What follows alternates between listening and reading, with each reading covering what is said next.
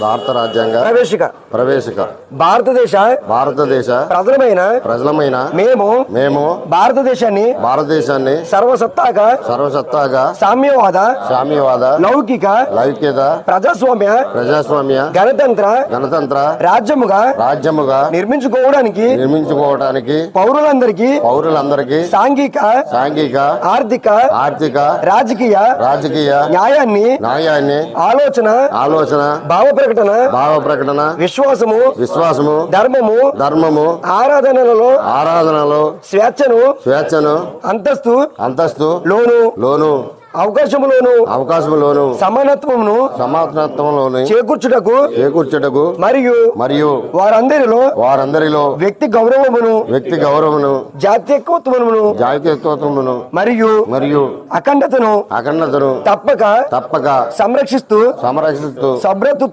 సభ్రతత్వాన్ని పెంపొందించడానికి సత్యనిత్వపూర్వకంగా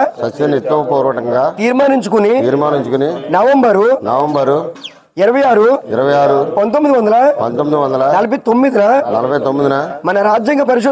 మన రాజ్యాంగ పరిషత్తులో పరిగ్రహించి శాసనంగా రూపొందించుకుని ఈ రాజ్యాంగాన్ని మాకు మేము సమర్పించుకుంటున్నాము. జై హింద్, జై భీమ్. ఈ యొక్క ప్రతిజ్ఞలు పాల్గొన్నటువంటి మీ అందరికీ కూడా జై భీమ్.